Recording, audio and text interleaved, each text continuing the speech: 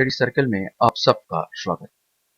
आने वाले जो समय में आपका शिक्षा आपने देखा शिक्षा भर्ती परीक्षा जो छत्तीसगढ़ गवर्नमेंट करीब 12,000 पोस्ट निकालने वाली है, उससे संबंधित जो बाल विकास एवं शिक्षा शास्त्र है, उस पर मैं आपको पढ़ाने की कोशिश करूंगा या वीडियो देने की कोशिश करूंगा जिससे आपको हित हो। तो बाल विकास एवं शिक्षा शास्त्र आज का जो मेरा वीडियो होगा, पहला टॉपिक जो होगा बाल विकास एवं शिक्षा शास्त्र, जिसमें इकाई एक बाल विकास का परिचय पर आधारित होगा। तो चलिए एक एक करके हम लोग इसको अध्ययन करते हैं और आशा करते हैं कि आपको ये पसंद आएगा। तो विकास की अवधारणा, विकास क्या है, इस चीज को हम यहाँ पर देखने की कोशिश कर रहे हैं। तो हम यहाँ पर पाते हैं विकास के बारे में कि शारीरिक संरचना या आकार में बढ़ोतरी को वृद्धि कहते हैं, जबकि मानसिक, भावनात्मक, सामाजिक, बौद्धिक आदि पक्षों में परिपक्वता विकास कहते हैं। विकास में सभी परिमाणात्मक और गुणात्मक परिवर्तन सम्मिलित होते हैं। बच्चे का मानसिक, भावनात्मक, सामाजिक, बौद्धिक आदि पक्षों में परिपक्वता बाल विकास कहते हैं।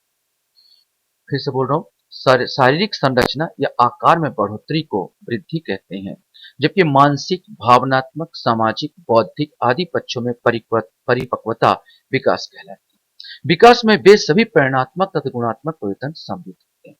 आप इसको इस ढंग से समझ सकते हो। मेरे पास दो आम के पेड़ है, यहाँ पर दो आम के पेड़ है। पहले पेड़ में तो मान के चलो कि भाई बहुत बड़ा हो गया पेड़, ये वाला पेड़ बहुत बड़ा हो गया, लेकिन यार ना आम आ रहा है ना फूल आ रहा है। तो मैं कह सकता हूँ इस पेड़ में वृद्धि तो हो रही है, देखो पत्तियों भी अच्छी है, यहाँ पर डंगाल भी अच्छा है, सब कुछ अच्छा है, तो हम कहते हैं भाई वृद्धि हो रही है। ये बोलेगा हम क्या करें, वृद्धि हो रही है। लेकिन मैं कहूंगा इसमें विकास नहीं हो रहा है, क्योंकि इसमें गुणों का विकास नहीं हो रहा है। अब इस आम पेड़ को जस्ट अपोजिट दूसरे वाले आम पेड़ को हम लोग देखते हैं। यहाँ पर पत्तियां हैं, टहनियां हैं, डंगाल है, फूल खिल गए हैं और आम भी आ रहा, आम में मिठास भी। माने इस प्रकार मैं देखता हूं कि वृद्धि के साथ साथ उसके आंतरिक चीजें या गुणों में भी विकास हो रहा है। अगर गुणों में भी अगर विकास हो रहा है तो मैं इसको कहता हूं विकास। जिस प्रकार पेड़ पौधों में हो रहा है उसी प्रकार मानव में भी यहां पर होता है। तो मैंने कहा परिणात्मक और गुणात्मक परिवर्तन। विकास में एक चीज ध्यान रखेंगे, विकास में सभी परिणात्मक माने वो मात्रा में भी बढ़े, उसका ग्रोथ भी हो और उसका मानसिक डेवलपमेंट या गुणों में भी परिवर्तन आ जाए, तो मैं कहूंगा वो डेवलपमेंट है या विकास। बच्चे के मानसिक, भावनात्मक, सामाजिक, बौद्धिक आदि पक्षों में परिपक्वता बाल विकास कहलाता है। हॉर्लॉक के अनुसार विकास अभिवृद्धि तक सीमित नहीं है, इसके बजाय इसमें पूर्णावस्था के लक्ष्य की ओर परिवर्तनों का प्रगतिशील क्रम निहित रहता है। विकास के फलस्वरूप व्यक्ति में नवीन योग्यताएं एवं नवीन विशेषताएं प्रकट होती है। अब मैं दोनों को अंतर के माध्यम से हम लोग एक बार समझे। हमने आपको आम के पेड़ के माध्यम से बताया था, अंतर के माध्यम से देखे तो देखो यहाँ पर वृद्धि में जो ग्रोथ होता है वो बाह्य स्वरूप होता है। हाँ, बच्चा बड़ा हो गया, लंबा हो गया, मोटा हो गया, पतला हो गया या ग्रोथ इसका अच्छा बढ़ गया। लेकिन विकास जो है आंतरिक है, क्या उस हिसाब से वो इंटेलिजेंट हुआ है, क्या उस हिसाब से उसमें खूबी आई है, वो पढ़ने लिखने में महारत प्राप्त किया, खेल कूद में महारत प्राप्त किया, या कुछ एक्स्ट्रा उस बच्चे में है, ये सब कहलाएगा विकास कहलाएगा। कुछ समय के बाद वृद्धि रुक जाती है, बिल्कुल सही है। वृद्धि जो है कुछ समय के बाद 18-19 साल के बाद एक अवस्था आएगी, रुक जाएगी। लेकिन जो विकास होता है उसका, वो वृद्धि तो रुक गई, लेकिन विकास जो होता है माने उसका गुणों में जो विकास हो रहा है वो निरंतर चलता रहेगा, ये जीवन पर्यंत चलता है। दोनों में अंतर। इसका प्रयोग संकुचित अर्थ में होता है, हम छोटे रूप में होते हैं, भाई लंबा हो गया, चौड़ा हो गया, वृद्ध हो गया। इसका जो प्रयोग होता है व्यापक अर्थ में होते हैं, लंबा चौड़ा के साथ साथ उसका मानसिक विकास हुआ कि नहीं, उसका सामाजिक विकास हुआ कि नहीं। ठीक है, ये सब हम भी देखना पड़ता है। इसमें कोई निश्चित क्रम नहीं होता विकास में। देखो निश्चित क्रम नहीं होगा मतलब ये मोटा हो गया तो भार में मोटा हो गया, पतला हो गया, दुबला हो गया, कितना कभी कभी हो जाता है कि नाटे का ऊंचाई तो बढ़ा नहीं लेकिन मोटाई बढ़ गई, कोई क्रम नहीं वहां पर चीजों में। लेकिन विकास में एक निश्चित क्रम होता है। बच्चा पहले धीरे धीरे सीखता है, सीखते सीखते जब युवा अवस्था में आता है कुछ और सीखता है, यहाँ पर सामाजिकरण करना सीखता है, संस्कृतिकरण सीखता है, समाज से घुलना मिलना, और फिर विद्यालय में जाता है, सब सीखता है। धीरे धीरे एक क्रम से यह होता चला जाता है।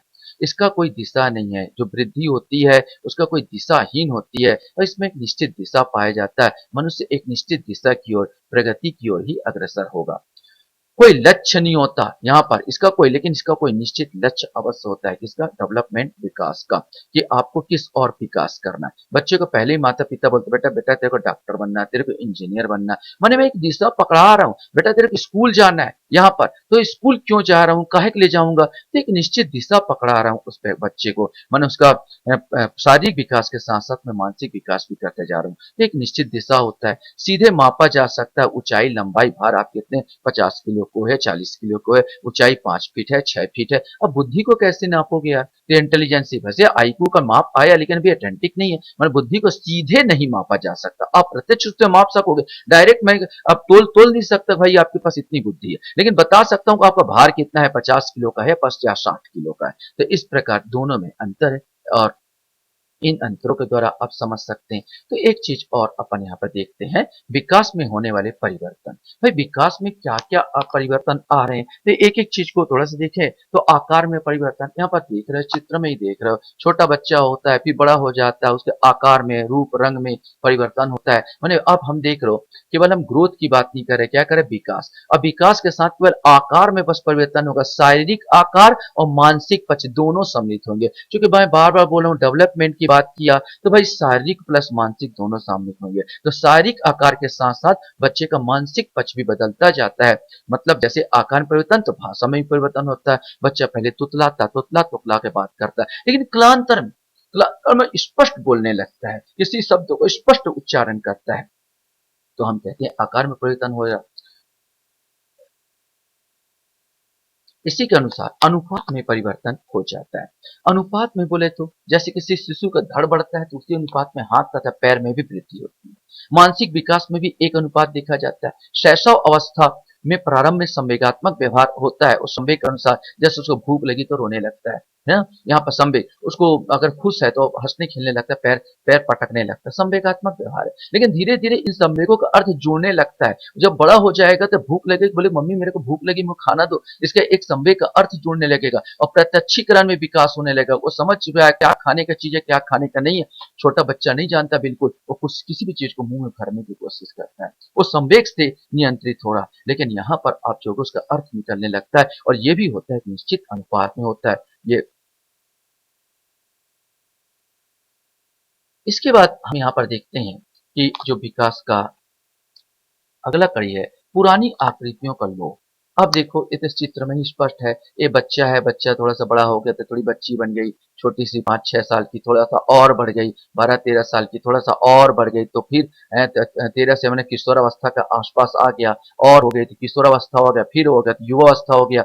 अब देखो ये आकार और ये आकार में देख लो, अंतर देख लो, माने ये आकार और ये आकार कितना अंतर हो गया। ये छोटी सी बच्ची जो बोला जाए तो 2 घुटनों के बल चल रही है, और आज ये बहुत बड़ी हो गई, है ना। तो आप इस प्रकार देख सकते, बोलने की जरूरत नहीं कि आयु बढ़ने के साथ साथ पुरानी आकृति लुप्त होने लगती है। जैसे शिशु का जन्म के समय दांत टूट जाते हैं, उसी प्रकार से ऐसा अवस्था में जो तुतली बोली बोलता है, उसके स्थान पर स्पष्ट उच्चारण करने लगता है। यहाँ पर दोनों चीज परिवर्तन होगा, क्योंकि विकास की बातें कर रहे हैं। नई आकृतियों की प्राप्ति भी होने लगती है। यहाँ पर नई आकृति आपने पहले ही बताया जा चुका है, भाई पुरानी जाएगी नई आकृति जाएगी। अब इसी चित्र में देख लो, ये बच्चे के देख लो, बच्चे का यहाँ पर आ जाएगा इस वृद्ध को। यही बच्चा जब वृद्ध होता है तो क्या ये बच्चा ही वृद्ध है, आकृति भी बदलते जाएगी। यहाँ पर बच्चा जैसे किशोरावस्था में मूछ दाढ़ी आने लगेगा, मूछ दाढ़ी आने के बाद मूछ दाढ़ी भी सफेद होने लगेंगे, ठीक है, कमर झुकने लगेगा। यहाँ पर चीजों में मैंने कुल मिला के आप एक राउंडेड आप देख सकते हैं आकृति में। मैंने इसी हिसाब से याद रखना, केवल शारीरिक नहीं मानसिक में बच्चा कुछ अलग सोचता है छोटे बचपन में, और वृद्ध हो जाता है तो कुछ अलग सोचता है ना। मैंने जवान हो जाएगा तो कुछ अलग सोचेगा। और यहाँ पर तो कुल मिला के अपने पीछे को याद करेगा तो हंसेगा, मैं कैसा सोचता था। यहाँ पर तो अलग अलग चीजें यहाँ पर देखने को मिलती, आकृति में परिवर्तन आने लगता है। उदाहरण के लिए बाल्यावस्था में दूध के दांत टूटने लगते हैं, उनके स्थान पर नए और स्थायी दांत आ जाते हैं, और दाढ़ी मूछ आना। इस प्रकार भाषा, नैतिकता, धर्म आदि सभी पक्षों में नवीन विकास लक्षण स्पष्ट रूप से दिखाई देने लगते हैं।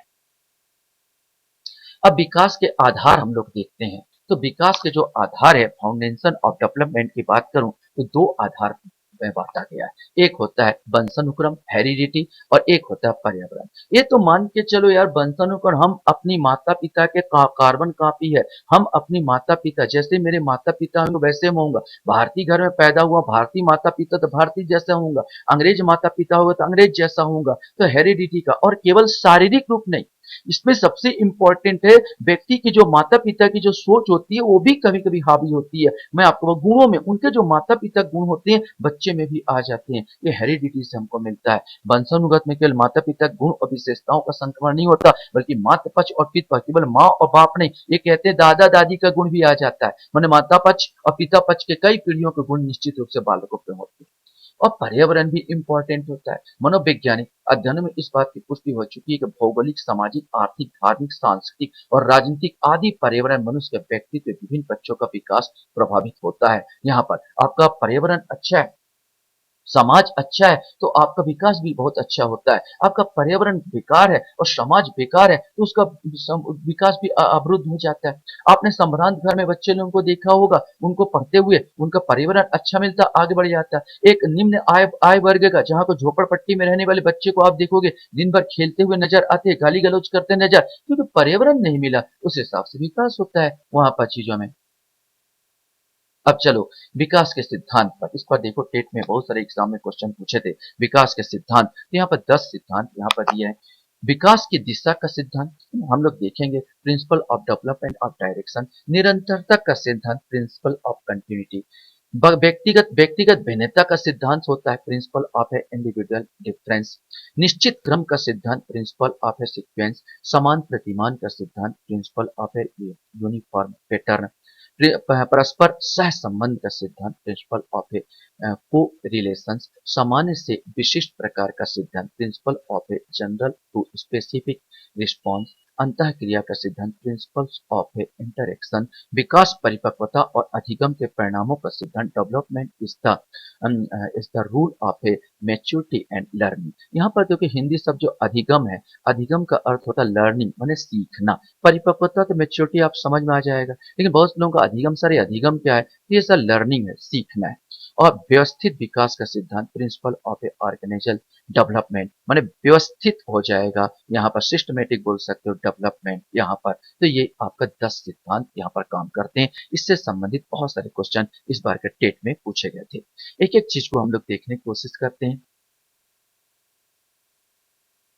तो पहला सिद्धांत था विकास की दिशा का सिद्धांत। देखो ये कहता है मानव का जो विकास होता है सिर से पुच्छी दिशा, एक क्वेश्चन आया था, सिर से पुच्छी दिशा, माने आप देखोगे बच्चे का सिर देखो, अब इस धड़ से अपेक्षा सिर के देखो बनावट देखो कितना बड़ा है सिर, तो सिर का विकास पहले होता है और फिर धड़ का, और सिर के अनुपात में, तो बच्चा जो देखो इस अनुपात में भी देखो, जब बच्चा शैशव अवस्था में इसका सिर कितना बड़ा हुआ, और फिर इसके बाद एक अवस्था आएगा कि सिर छोटा हो जाएगा और धड़ क्या हो जाएंगे, बड़े होते चले जाएंगे। तो ये अपन कह सकते हैं कि विभिन्न अध्ययनों से सिद्ध हो चुका है मनुष्य का विकास सिरा पुच्छी दिशा में होता है, अर्थात पहले सिर विकसित होता है, इसके बाद धड़ हाथ पैर विकास होता है। यह अपना पहला सिद्धांत है। दूसरा सिद्धांत की अगर हम लोग बात करें तो आता है निरंतरता यह का सिद्धांत, प्रिंसिपल है कंटिन्यूटी। विकास के आकस्मिक परिवर्तन नहीं होता बल्कि निरंतर होता रहता है। बच्चा में हो गया तो ऐसा नहीं कि एक बार परिवर्तन होगा, उसका गुण, उसका शारीरिक विकास, ये देखो शारीरिक विकास में भी अंतर आता जाएगा। देखो जवान में कैसा होगा और वृद्ध में हुआ कैसा होता चला जाएगा, माने शरीर में भी अंतर आता जाएगा, बच्चे में कैसा है और वृद्ध में कैसा है। और सिर्फ ठीक उसी प्रकार आपके सोचने के ढंग में भी परिवर्तन आता चला जाएगा। ये निरंतर होता जाएगा जब तक आपका एंड ना हो जाए। तो ये भी सही है, निरंतरता का सिद्धांत हम इसको कह सकते हैं। व्यक्तिगत भिन्नता का सिद्धांत, प्रत्येक बच्चे समान उम्र के हो सकते हैं लेकिन किसी का वजन ज्यादा किसी का कम हो सकता है ना, कोई प्लस में कोई माइनस में, किसी का सोच ज्यादा विकसित और किसी की कम हो सकती है। प्रत्येक व्यक्ति एक ही वातावरण रहते हुए भी इनका जो वो होता है विकास होता है वो अलग अलग होता है ना। तो ये क्वेश्चन है व्यक्तिगत भिन्नता का सिद्धांत, प्रिंसिपल ऑफ इंडिविजुअल डिफरेंस, विकास में व्यक्तिगत भेद पाया जाता है और एक ही आयु वर्ग के बच्चों का विकास समान गति से नहीं होता।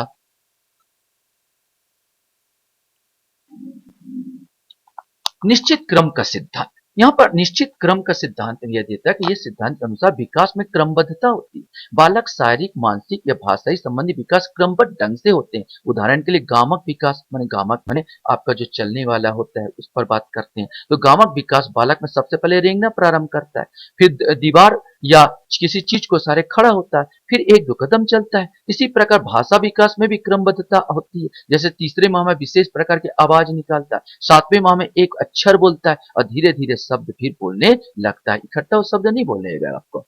समान प्रतिमान का सिद्धांत होता है। यहाँ पर हर्लॉक का कथन है कि प्रत्येक जाति, चाहे वह पशु जाति हो या मानव जाति, अपनी जाति के अनुरूप विकास का प्रतिमान का अनुसरण करती है। जैसे पशुओं का नवजात शिशु जन्म लेने के बाद ही खड़े हो जाते हैं और कुछ घंटे बाद चलने लगते हैं, जबकि मनुष्य का शिशु अधिक समय लग जाता है। माने आप जिस जाति को होगे उसी जाति के अनुरूप आपका पैटर्न होगा और उसी जाति के अनुरूप अपना आप विकास करोगे।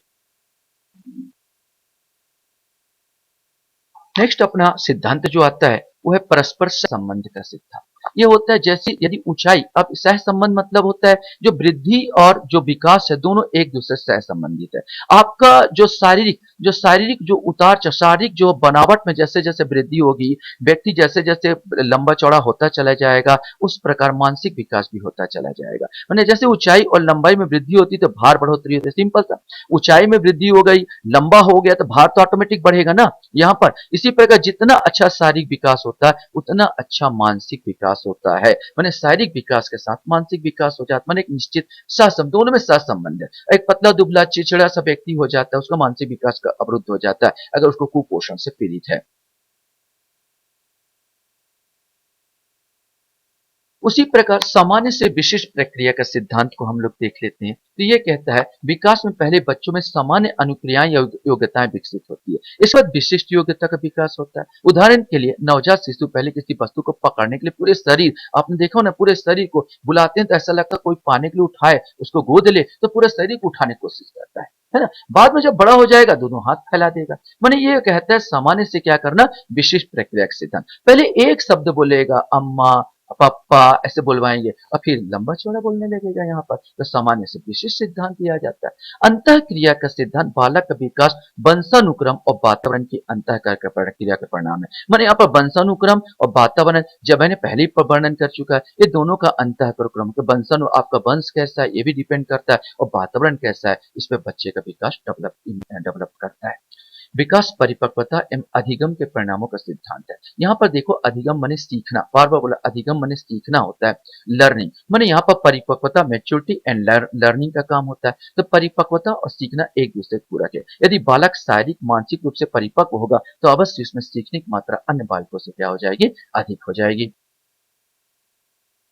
इसके बाद आता है लास्ट आपका सिद्धांत की ओर ले जाऊं, वो है व्यवस्थित विकास का सिद्धांत। माने विकास की प्रक्रिया व्यवस्थित होती है। विकास कुछ निश्चित नियमों, प्रतिमानों तथा दिशाओं का अनुसरण करता है, क्योंकि गर्भावस्था से प्रौढ़ावस्था तक जीवन का एक क्रम होता है और इसी क्रम से आयु जैसे जैसे बढ़ती है शारीरिक, मानसिक, संवेगात्मक और सामाजिक योग्यताएं मनुष्य में क्या हो जाती है, आती जाती है।